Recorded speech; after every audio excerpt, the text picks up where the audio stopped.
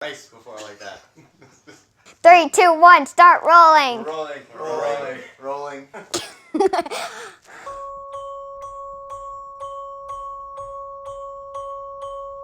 My name is Tyler West. I'm age 8 and I go to St. Jude for treatment.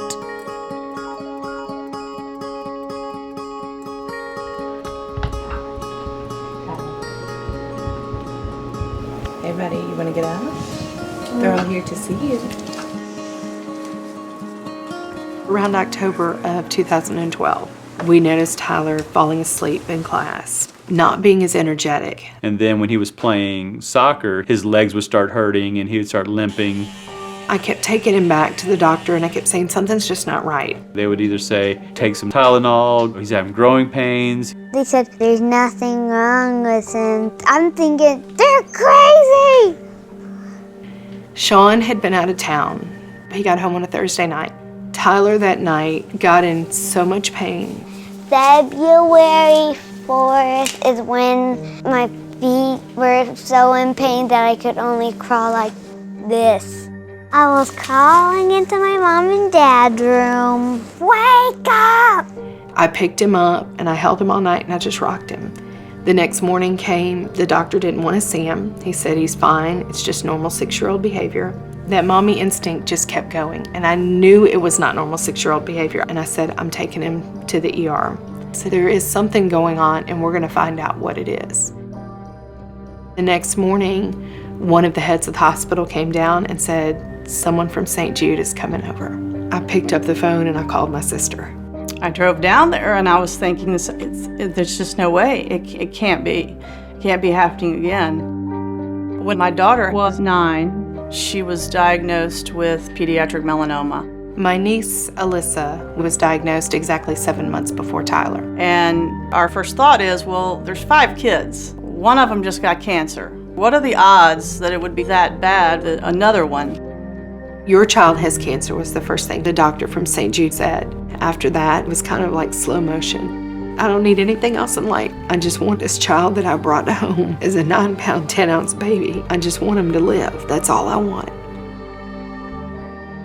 You start thinking about all the stuff going through your head about what were we doing that put him into this type of situation.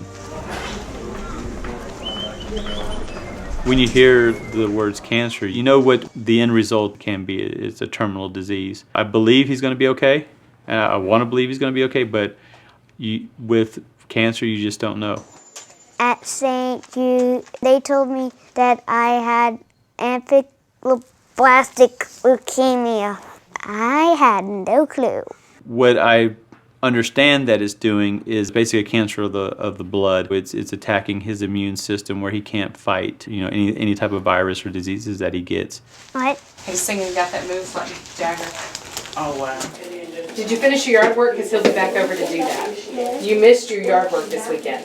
Aha! I don't care. Dr. Pui needs you at his house to finish the yard work. I have a special lawnmower for you. I have used it only one time, 20 years ago. My name is Cheng Hong Pui. I'm specialized in taking care of children with leukemia, especially acute lymphoblastic leukemia. His name is Dr. Pui. Yeah, Tyler is smart, very talkative, really a great pleasure to take care of. He makes everybody happy around him. He talks to me like, let me check in your ears to see if your brain's there. One of the nurses came in and she said, oh, you got Dr. Pui. She said he's the #1 leading researcher in the world for leukemia. All of a sudden, this sense of calm came over us. We knew we were with the #1 leading researcher in the world, and he had my child right in his hands. When I first started at St. Jude, approximately 1/3 of them could become long-term survivor. Now our cure rate exceeded 90%. He says all the time, Dr. Pui won't ever stop until all cancer is at 100%. Every cancer has to get to 100%. That means nobody will ever die. In the beginning, when a child is diagnosed with cancer, the whole family really didn't know what to expect. And we had this whole new world that we were dealing with. We had to deal with blood counts. We check blood count every week. When the blood count is low, many of our patients will be wearing masks. They have to be careful. Certain food we do not want them to eat. I wasn't ready. Okay, let's do it again. In the very beginning, when he has no immune system, their diet changes. And some of our rules were that he couldn't eat rice out in a restaurant because of bacteria that forms in rice. And if he tells me, don't give my child rice, I'm not gonna give him rice. If my counts are at 500 or above, then I'm good to go. I can eat out and eat white rice. I remember he got to eat rice out for the first time. It was something so simple. I remember him getting the bowl of rice, and he was so excited. It was such a simple thing, but to him it meant the world because he was doing something normal and something that he enjoyed and he loved. There goes your choo-choo tray. We're a big, close family. We do support each other very much. That's my sister Abby. There's Lexi, Alyssa, Luca, and Sissy. The 11 of us, we do everything together. We really enjoy each other. So we're always loud and yelling at each other just to communicate with each other. Tyler's the baby. He's the baby of the three. Abby's, she's the middle child, and it was tough on her. He's always just been the brother that she fights with and plays with and loves and hates at the same time. Tyler and I play a lot. We play with each other on Minecraft. Then all of a sudden he's the sick brother and she didn't know how to act. And now we're kind of getting back to that. They'll fight and they're doing things that normal siblings do.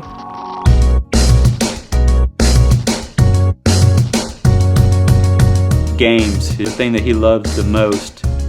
Play, play, play, play. Any game where he has to compete with somebody, he just loves. It's one of his few enjoyments that he has that he can do.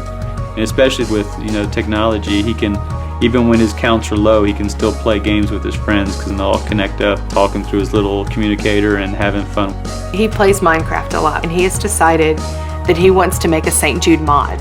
So that's what he wants to do. He wants to design this mod, and when you click on it, this mod comes up and it's a part of St. Jude. The St. Jude mod is where St. Jude is like in the game, but you're gonna earn coins that you can put into St. Jude, and then it will do real money to St. Jude.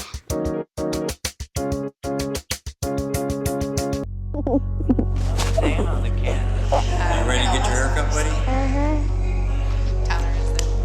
About a week ago, when he got sick, his hair started coming out and it's really, really thinning. When it started falling out, he didn't want us to shave it or do anything to it. So this time he has asked that we shave his head, which we are going to do this week. But now he knows that if it falls out, it's not a big deal and it's going to grow back anyway.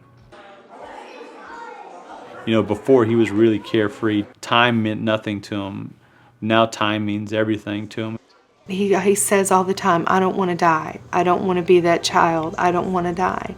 And he lost a friend, and I think it made him more in tune.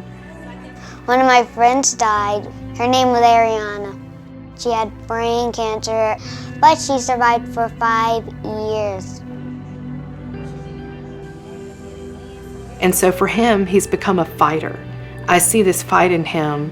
Like, I'm not going to give up even when I'm sick or when my blood counts are off. I'm going to keep going. I'm going to keep fighting. The stuff that he goes through, he's getting a needle in his chest every week. He's taking this chemo every night. He's taking pills to prevent him from getting sick from the chemo. He's definitely a fighter. He's fighting against biology, genetics, Mother Nature. It's going to be tough. It's going to be